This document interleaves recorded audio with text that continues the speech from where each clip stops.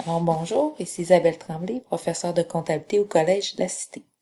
Donc l'objet de cette capsule, en fait, c'est de compléter le « À vous de jouer » du livre de comptabilité, chapitre 9, en fait à la page 491, qui est en fait le sujet de la conversion d'actions. Donc l'exemple qu'on a ici, ça dit « Les capitaux propres d'équipement Brosseau comprennent entre autres le capital action suivant. » OK, donc ça nous dit 12 500 actions ordinaires de catégorie A et sans valeur nominale pour 275 000 OK, donc ici on a un 12 500 actions et on a un sans valeur nominale pour un total de 275 000.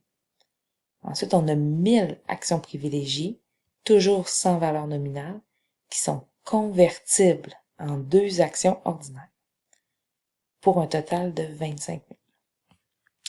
La transaction, ça dit que le 15 avril 2X4, il y a 200 actions privilégiées de catégorie B qui sont converties en 400 actions. Donc 200 actions, étant donné que c'est 2 actions chaque, on arrive à 400 actions ordinaires. Ça nous demande effectuer l'écriture de conversion. Alors, comme on l'a vu, dans ce type de transaction-là, la valeur de la transaction, c'est la valeur des actions qui sont converties. Donc, les actions qui n'existeront plus. Donc, après cette transaction, les actions qui n'existeront plus, c'est les actions privilégiées. Donc, on va déterminer la valeur de la transaction en prenant la valeur des 200 actions privilégiées. Donc, comment on va faire ça? OK? Donc, on va tout simplement venir placer nos comptes au départ. OK? Donc, ici,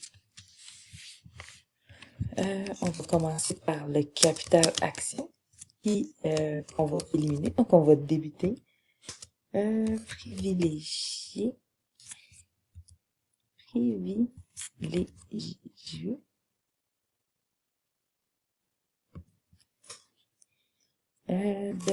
catégorie B. Puis ici, ça va être le capital action ordinaire de catégorie A. OK, de catégorie A. Ensuite, pour déterminer la valeur, on va déterminer la valeur d'une action. Donc, 25 000 divisé par le 1000 actions. OK, donc, ça nous donne la valeur de chacune des actions qu'on va multiplier par les 200 actions qui sont converties. Donc, ça nous fait un total de transactions de 5 000 $. Donc, je répète que dans cette transaction-là, il n'y avait pas de valeur nominale.